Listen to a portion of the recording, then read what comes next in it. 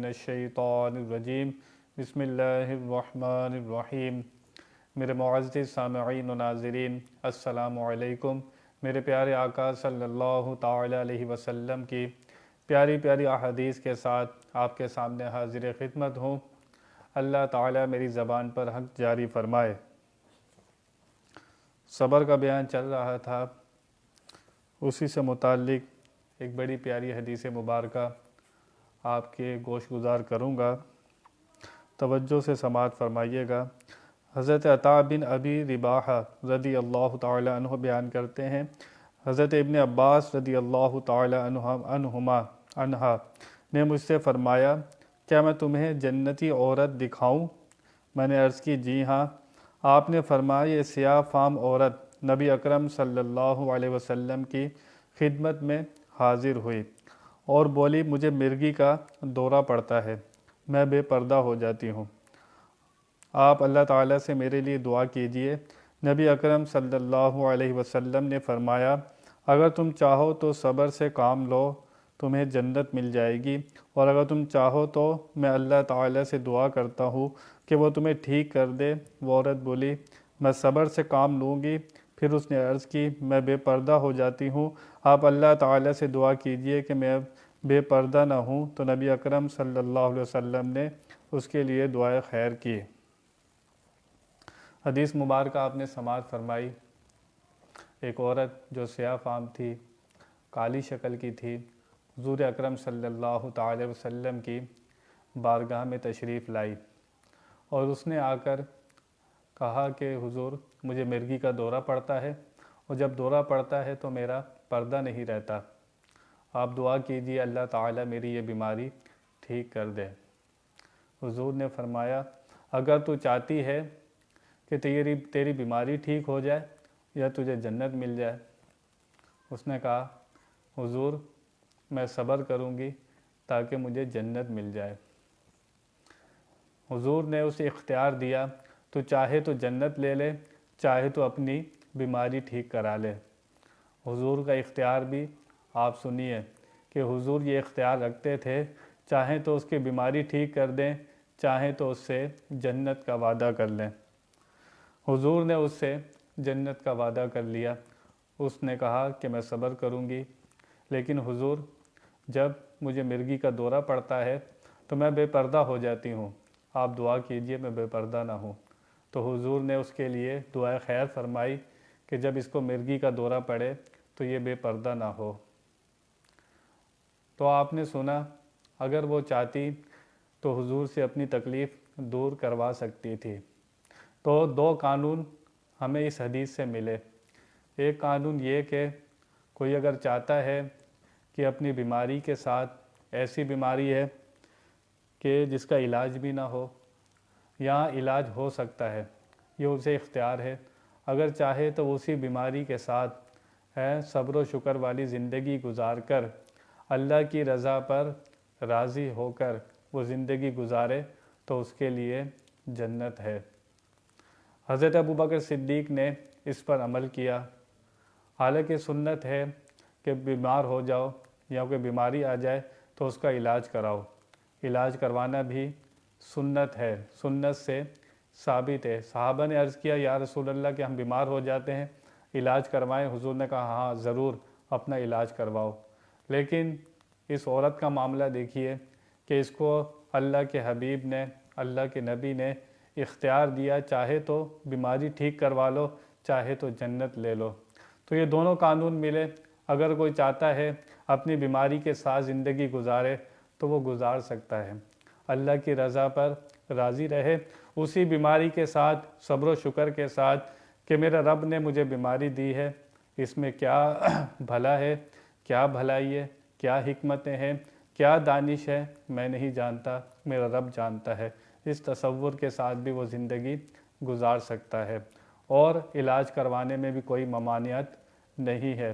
بیماری کا علاج کرنا چاہتا ہے، بالکل جائز ہے۔ تو اس حدیث سے دونوں طریقے ہمیں ملے کہ دونوں طرح زندگی گزارنا آپ گزار سکتے ہیں، علاج کے ساتھ بھی اور بغیر علاج کے بھی۔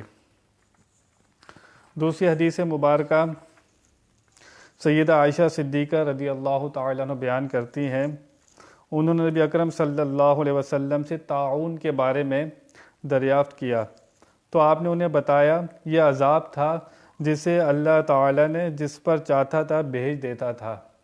طاعون جو ہے یہ عذاب تھا، تو اللہ تعالیٰ نے اسے اہل ایمان کے لیے رحمت بنا دیا، ایمان والوں کے لیے رحمت بنا دیا۔ جو بندہ طاعون میں مبتلا ہو وہ اپنے شہر میں صبر کرتے ہوئے اور ثواب کی امید رکھتے ہوئے ٹھہرا رہے، اور وہی مصیبت لاحق ہو سکتی ہے جو اللہ تعالیٰ نے اس کے نصیب میں لکھی ہے، اس شخص کو شہید کی مانند اجر ملے گا۔ حضرت انس بیان کرتے ہیں رسول کریم صلی اللہ علیہ وسلم نے فرمایا طاعون میں مرنا ہر مسلمان کے لیے شہادت ہے۔ جب کسی علاقے میں طاعون کی بیماری ہو جائے تو قانون یہ ہے کہ جب طاعون کی بیماری پھیل جائے تو اس علاقے سے نہ نکلے اور اللہ کی رضا پر راضی رہے تو وہ شہید کا درجہ پاتا ہے۔ اور آپ کو پتہ ہو کسی علاقے میں طاعون کی بیماری ہے تو آپ وہاں پر نہیں جائیں۔ بیماری ہو جائے وہ علاقہ نہیں چھوڑنا، اور آپ کو پتہ ہو اس شہر میں اس علاقے میں بیماری ہے تو آپ نے اس علاقے میں نہیں جانا۔ تو طاعون پہلے کے لیے قوموں کے لیے یہ عذاب تھا، لیکن حضور صلی اللہ تعالی علیہ وسلم کی امت کے لیے یہ ایک تحفہ بن گیا، اور تحفے میں شہادت کی موت نصیب ہوئی۔ جو طاعون کی بیماری میں انتقال کر جائے وہ شہید کے درجے میں ہوتا ہے۔ تو طاعون بھی ایک شہید کا درجہ انسان کو مل جاتا ہے اگر وہ اس بیماری میں صبر کرے۔ تیسری حدیث مبارکہ حضرت ابو عبد الرحمن عبداللہ بن مسعود رضی اللہ تعالی عنہ بیان کرتے ہیں گویا میں اس وقت بھی نبی اکرم صلی اللہ علیہ وسلم کو دیکھ رہا ہوں، آپ اللہ تعالیٰ کے ایک نبی کا واقعہ بیان کر رہے تھے جن کی قوم نے انہیں مارا اور انہیں خون آلود کر دیا۔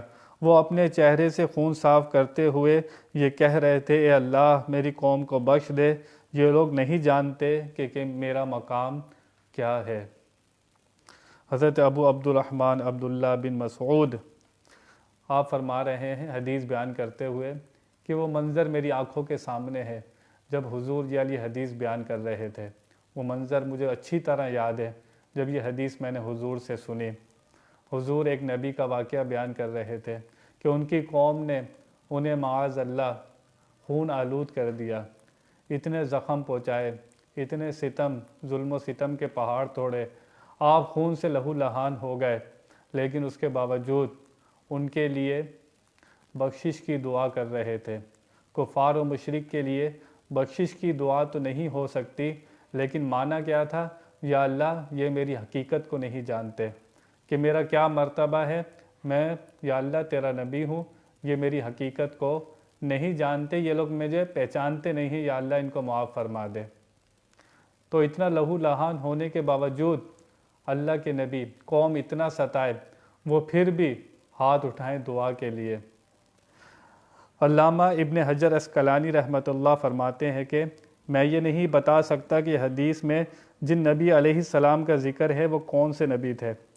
علامہ ابن حجر عسقلانی فرماتے ہیں کہ میں یہ نہیں بتا سکتا کہ جس نبی کا ذکر ہو رہا ہے وہ کون سے نبی ہیں، لیکن آپ فرماتے ہیں کہ کچھ روایات سے پتہ لگتا ہے کہ حضرت نوح علیہ السلام ہیں۔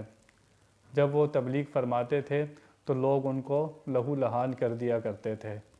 نبیوں نے کتنی تکلیفیں اٹھائیں، آج ہم دین کے لیے کیا تکلیف اٹھاتے ہیں۔ آج تو ہمارے پاس قرآن کی تفسیر سننے، قرآن کا ترجمہ سننے، حدیث پڑھنے کا بھی ٹائم نہیں ہوتا۔ اللہ کے نبیوں کو دیکھیں، اللہ کا حق پہنچانے کے لیے، اللہ کی بات پہنچانے کے لیے کیسی تکلیفیں اٹھا رہے ہیں۔ قوم پتھر مار رہی ہے، زخموں سے لہو لہان کر رہی ہے، اور نبی کیا کہہ رہے ہیں یا اللہ یہ میری حقیقت کو نہیں جانتے، ان کو ان کے اوپر رحم فرما۔ لیکن کچھ روایات سے ثابت ہوتا ہے کہ اس نبی سے مراد جس کا حضور نے واقعہ ذکر فرمایا خود حضور اکرم صلی اللہ تعالی علیہ وسلم کی ذات مبارکہ تھی۔ آپ کی ہی ذات مبارکہ تھی کہ آپ نے جنگ احد کے موقع پر جب آپ بھی لہو لہان ہوئے، اس وقت بھی آپ کے یہی الفاظ تھے کہ یا اللہ یہ میری حقیقت کو نہیں جانتے، یہ تیرے نبی پر ظلم و ستم کر رہے ہیں، لیکن تو ان کی اوپر رحم فرما۔ یہ ابھی تو میرے اوپر ظلم و ستم کے پہاڑ گرم کیے ہوئے ہیں، لیکن میں ان کی نسلوں میں دیکھ رہا ہوں کہ وہ لوگ ہوں گے جو میرے اوپر درود و سلام پڑھتے ہوں گے۔ حضرت نوح علیہ السلام نے بھی کافروں کی نسلوں میں دیکھا تھا اور ان کے لیے بد دعا فرمائی تھی اور فرمایا تھا یا اللہ ان کی نسلوں کے اندر میں کوئی نہیں دیکھ رہا کہ کوئی مسلمان ہو، ان کے اوپر عذاب آیا۔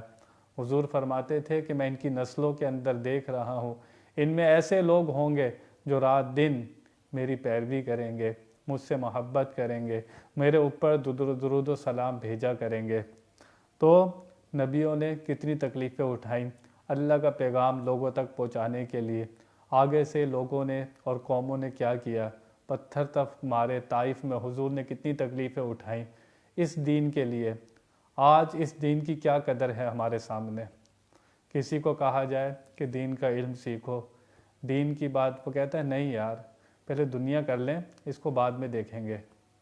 پہلے دنیا پہلے آ گئی، دین ہم نے پیچھے چھوڑ دیا۔ ہم نے افضل دنیا کو سمجھ لیا، جینا مرنا سب دنیا کو سمجھ لیا۔ اہمیت کی بات ہوتی ہے کہ انسان کس کو کتنی اہمیت دیتا ہے۔ ہم دنیا کو اہمیت دیتے ہیں تو دنیا جتنے ہمارے نصیب میں ہے اتنی ہی ملے گی۔ ہم جتنے جتن کر لیں، جتنی بھاگ دوڑ کر لیں، جتنا رزق نصیب میں ہے وہ ہمارے پیچھے بھاگ رہا ہے، وہ ہمیں مل کر رہے گا۔ ہمارے نصیب میں کیا چیز نہیں ہے؟ ہدایت نہیں ہے۔ اور ہدایت مانگنے کے لیے اس لیے انسانی اہدنا الصراط المستقیم ہر رکعت میں اللہ سے سیدھے راستے پر چلنے کی دعا مانگتا ہے، اور اس کو مانگنے کا حکم بھی دیا گیا کہ اللہ تعالیٰ سے ہر وقت ہدایت مانگتے رہو، اور اللہ کا خوف چاہیے، اللہ اور تقوی اختیار کرنا چاہیے۔ یہ وہ چیزیں ہیں جو بن مانگے نہیں ملتی، یہ مانگنی پڑتی ہیں، اس کے لیے بھاگ دوڑ کرنی پڑتی ہے۔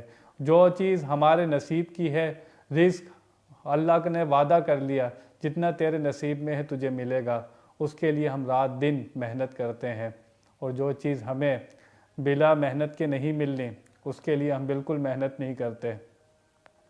جتنا ضروری ہے اتنا علم سیکھنا ہر مسلمان پر فرض ہے، جو اس کی ضرورتیں ہیں۔ کوئی کاروبار کرتا ہے تو اسے کاروبار کے مسائل آنے چاہیے، کوئی اگر جس طرح اور کوئی کام کرتا ہے اس کے متعلق اس کو دین سیکھنا اس کے اوپر فرض ہے۔ کوئی نکاح کرتا ہے اس کو نکاح کے مسائل آنے چاہیے، کوئی اور کوئی کام کرتا ہے اس کے مسائل اس کو آنے چاہیے، نماز پڑھتا ہے انسان نماز کے مسائل اس کو آنے چاہیے، زکوٰۃ دیتا ہے زکوٰۃ کے مسائل اس کو پتہ ہونے چاہیے۔ تو جتنا علم سیکھنا ضروری ہے، اور یہ علم جو ہے یہ نور ہے، قرآن جو ہے یہ نور ہے، حدیث پاک جو ہے یہ نور ہے۔